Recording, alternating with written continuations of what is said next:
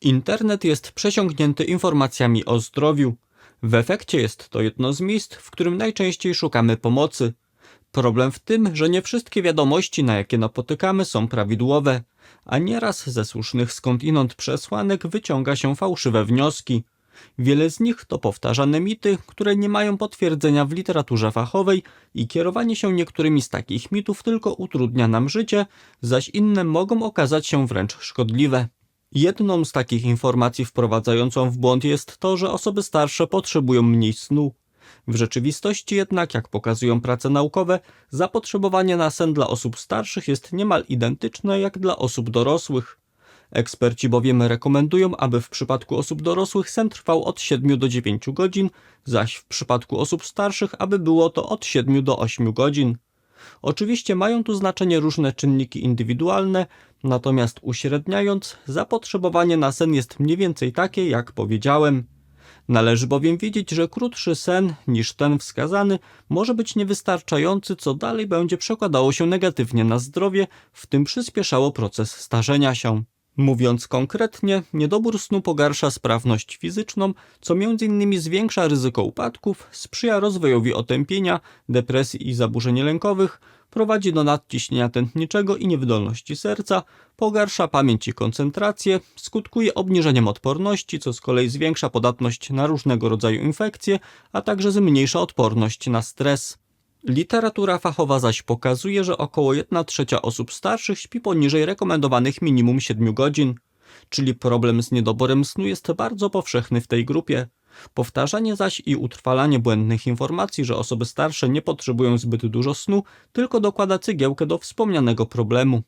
Chciałbym podkreślić, że to, że seniorzy rzeczywiście zwykle śpią mniej godzin niż pozostałe osoby, nie wynika z ich mniejszego zapotrzebowania na sen, a po prostu z zaburzeń snu, które mają miejsce wraz z postępującym starzeniem się organizmu. Jednym z powodów, dlaczego sen jest zwykle u nich krótszy, to spadek uwalniania melatoniny, czyli hormonu snu. Jako ciekawostkę powiem, że poziom melatoniny u osoby w wieku 70 lat jest 4-krotnie niższy w porównaniu do młodzieży. Poza tym na krótszy sen, a także jego niższą jakość mają wpływ różnego rodzaju schorzenia psychofizyczne, w tym te związane z dolegliwościami trawiennymi, potrzebą częstszego oddawania moczu, zaburzeniami oddechowymi i pojawiającym się bólem, w tym bólem, który zwykle ulega nasileniu w nocy.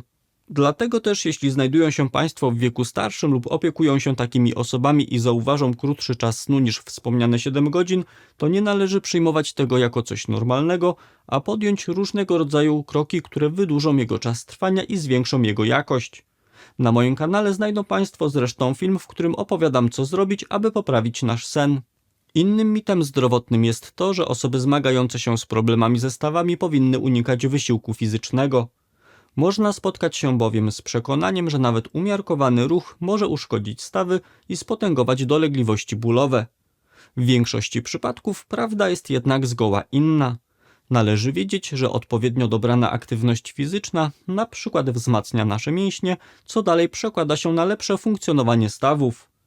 Poza tym umiarkowany wysiłek fizyczny pomaga utrzymać prawidłową masę ciała. Wspominam o tym, bo zbyt wysoka masa ciała, czyli nadwaga i otyłość, w istotnym stopniu zwiększają ryzyko pojawienia się chorób stawów i zaostrzają ich przebieg. Tak naprawdę włączenie ruchu do codziennego harmonogramu w perspektywie długoterminowej sprzyja uśmierzeniu bólu stawów, a nie jego zintensyfikowaniu. I taki efekt został potwierdzony zarówno w przypadku osób zmagających się z chorobą zwyrodnieniową stawów, jak również osób z reumatoidalnym zapaleniem stawów. Przy czym od siebie dodam, że spośród różnych form ruchu w poprawie zdrowia stawów najlepiej sprawdzają się ćwiczenia fizyczne w wodzie. I wobec tych informacji, jeśli mają Państwo problemy ze stawami, to zachęcam, aby właśnie stać się bardziej aktywnym fizycznie. Przejdźmy teraz do kolejnego mitu. A mianowicie wiem, że część osób uważa, że w momencie, gdy tylko pojawi się gorączka, to powinniśmy ją od razu zbijać. W wielu przypadkach nie jest to jednak dobre rozwiązanie. Trzeba mieć świadomość, że pojawienie się gorączki, a mówiąc bardziej precyzyjnie stanu podgorączkowego, jest oznaką tego, że mechanizmy obronne naszego organizmu działają sprawnie.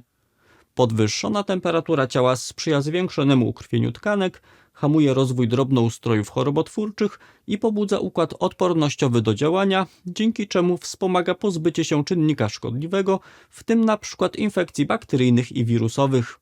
Taka korzystna temperatura ciała, która przyspiesza proces zdrowienia, wynosi do 38 stopni Celsjusza. Jeśli więc mamy do czynienia z temperaturą nieprzekraczającą 38 stopni, to przynajmniej w pierwszych dniach jej trwania nie należy jej zbijać, a po prostu trzeba ją tylko kontrolować. Jednocześnie warto wiedzieć, że zbyt szybkie zbicie podwyższonej temperatury ciała upośledza naturalne mechanizmy obronne. Kolejny mit na dzisiejszej liście dotyczy diet odchudzających.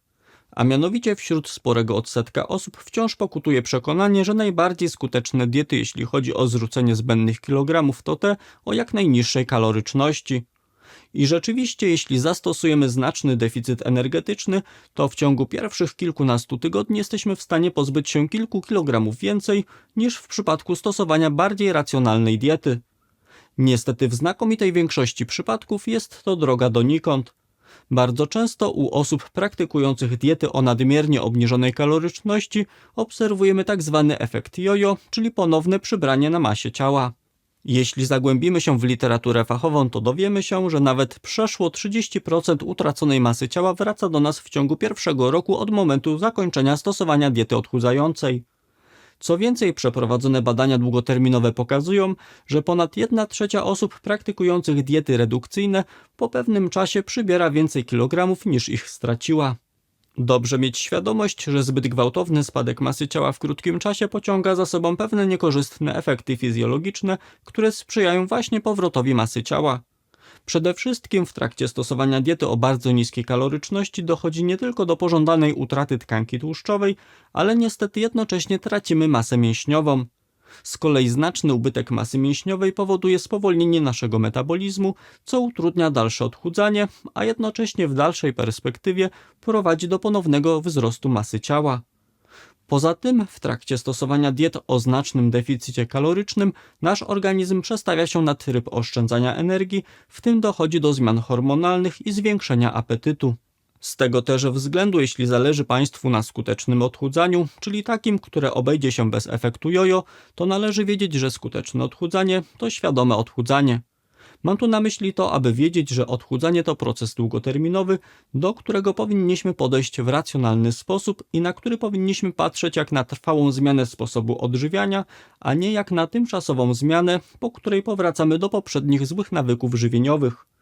I jeśli chodzi o kaloryczność diety, to zwykle zaleca się zastosowanie deficytu energetycznego na poziomie 500 kilokalorii w odniesieniu do naszego zapotrzebowania energetycznego. Czyli jeśli na przykład obliczymy sobie, że nasze zapotrzebowanie energetyczne wynosi 2500 kilokalorii, to wówczas powinniśmy stosować dietę o kaloryczności 2000 kilokalorii. Tu jeszcze tylko pozwolę sobie wspomnieć, że restrykcyjne diety odchudzające nie tylko sprzyjają efektowi jojo, ale są one również deficytowe w wiele cennych dla zdrowia składników odżywczych, co stwarza poważne ryzyko pojawienia się niedoborów pokarmowych i dalszych skutków zdrowotnych z tego wynikających. Słowo jeszcze o efekcie jojo w kontekście tego, co powiedziałem. Otóż słownik języka polskiego definiuje efekt jojo jako szybki przyrost wagi po gwałtownym schudnięciu. Ta druga część jest właśnie kluczowa, czyli po gwałtownym schudnięciu. Główną przyczyną efektu jojo jest zbyt rygorystyczna dieta odchudzająca, czyli stosowanie diety o zbyt dużym deficycie kalorycznym, co wiąże się właśnie z szybką utratą masy ciała. W odchudzaniu należy zatem patrzeć długoterminowo, bo to jest kluczowe, a nie krótkoterminowo i byle jak najszybciej. Właśnie dlatego, żeby nie powrócić do wyjściowej masy ciała i nie przytyć na powrót. Tu wtrącę, że praktyczną wiedzą dzielę się również w moim darmowym newsletterze o zdrowiu, czyli porannym dzienniku zdrowia. Dziennik wysyłam od poniedziałku do piątku o 6 rano do porannej kawy lub herbaty i jest on na kilka minut czytania. Jeśli chcieliby się Państwo na niego zapisać, to zapraszam na www.doktorbartek.pl/dziennik.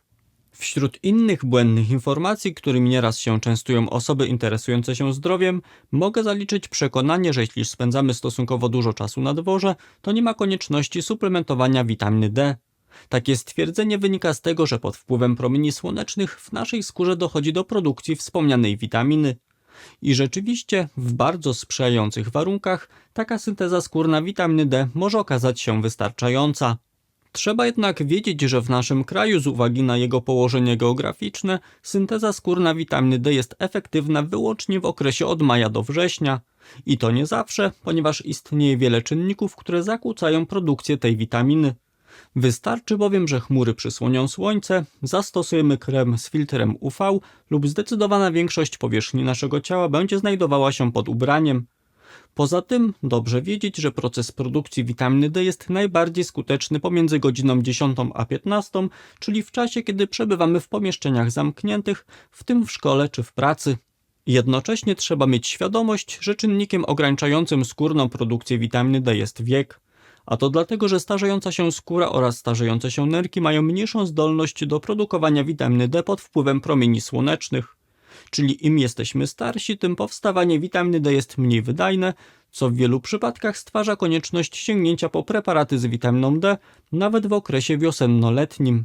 Poza tym istnieje wiele czynników, które sprawiają, że nasze zapotrzebowanie na witaminę D wzrasta, co jednocześnie czyni syntezę skórną niewystarczającą do pokrycia rosnących potrzeb.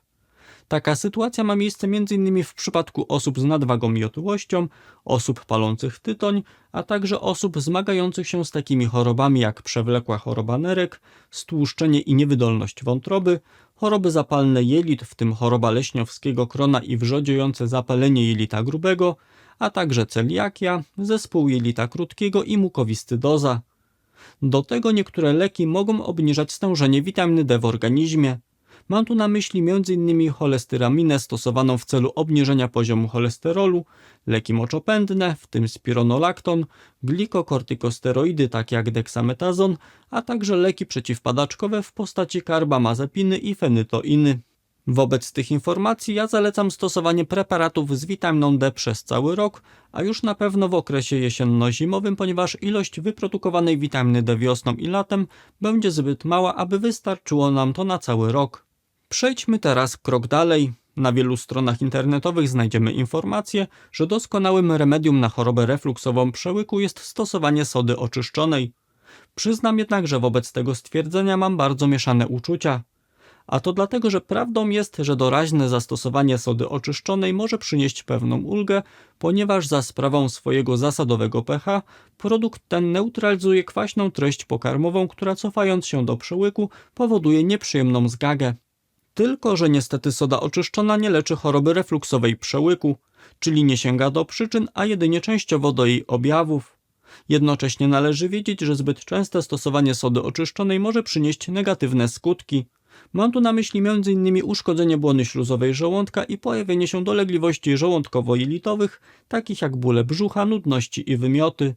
W przypadku zaś osób z nieprawidłowo funkcjonującymi nerkami może doprowadzić nawet do zasadowicy metabolicznej i zaburzeń elektrolitowych, co z kolei może skutkować pojawieniem się poważnych problemów ze strony układu krążenia i układu nerwowego. Z tego też względu uważam, że jeśli sporadycznie nawiedza Państwa uporczywa zgaga i chcą się Państwo szybko jej pozbyć, to sięgnięcie po sodę oczyszczoną może być dobrym rozwiązaniem. Jeśli jednak zmagamy się z chorobą refluksową przełyku i zgaga pojawia się stosunkowo często, to nadużywanie sody oczyszczonej może przynieść więcej złego niż dobrego i w tej sytuacji powinniśmy sięgnąć do przyczyn refluksu oraz jednocześnie podjąć się praktyk, które zminimalizują ryzyko cofania się kwaśnej treści pokarmowej z żołądka do przełyku. Wciąż powtarzanym mitem, i to nie tylko przez zwykłych konsumentów, ale również przez specjalistów do spraw zdrowia, jest to, że każdego dnia powinniśmy wypijać przynajmniej 8 szklanek wody, czyli około 2 litry, a optymalnie dobrze, żeby dostarczać ją w ilości 2,5 litra. Najpierw wyjaśnię Państwu, skąd w ogóle wzięło się to 2,5 litra. Otóż jest to przybliżona objętość wody, jaką tracimy każdego dnia. Mówiąc bardziej precyzyjnie, wraz z moczem usuwamy 1500 ml wody dziennie. W wyniku zaś oddychania przez płuca tracone jest 550 ml wody, a przez skórę kolejne 600 ml. Do tego wraz z kałem przez przewód pokarmowy ucieka nam w przybliżeniu 150 ml. Zliczając te wszystkie wartości wychodzi 2800 ml wody, które tracimy w ciągu dnia. I taką objętość płynów powinniśmy codziennie uzupełniać, aby bilans wodny w naszym organizmie wyszedł przynajmniej na zero. Jeśli zaś chodzi o źródła wody, to 300 ml wody powstaje w wyniku procesów metabolicznych. W efekcie pozostaje nam do uzupełnienia właśnie magiczne 2500 ml. Tu od razu zwracam uwagę na to, że jeśli odżywiamy się racjonalnie i w naszej diecie znajdują się m.in. duże ilości warzyw i owoców, to wraz z pokarmem stałym dostarczamy 1000 ml wody. Pozostaje nam więc spożyć jeszcze około 1500 ml wody, czyli 1,5 litra. I to co ważne to to, że źródłem wody w naszej diecie wcale nie musi być sama woda. Oczywiście jest ona dobrym rozwiązaniem, ale nie jedynym. Należy bowiem wiedzieć, że do bilansu wodnego wliczamy szereg innych napojów, w tym herbatę, kawę, napary ziołowe, kombucze, napoje mleczne, soki warzywne i owocowe, a nawet piwo bezalkoholowe. To, co chciałem przekazać, to to, że niepodważalnie musimy regularnie dostarczać płyny, aby bilans wodny w naszym ciele się zgadzał. Oczywiście to, ile dokładnie powinno być tych płynów, jest zdeterminowane naszym stanem fizjologicznym, obecnością chorób, przyjmowanymi lekami czy temperaturą otoczenia. Niemniej ważne jest to, że płyny możemy dostarczać na wiele różnych sposobów i niekoniecznie musi to być zwykła woda. Mam nadzieję, że mój kolejny materiał o mitach zdrowotnych wniósł do Państwa wiedzy o zdrowiu coś nowego. A jeśli nie widzieli Państwo moich wcześniejszych materiałów w tej tematyce, to można nadrobić zaległości teraz. Wystarczy kliknąć na miniaturę, która pojawiła się na ekranie. A na dziś z mojej strony to wszystko. Dziękuję za uwagę i do zobaczenia w kolejnym odcinku.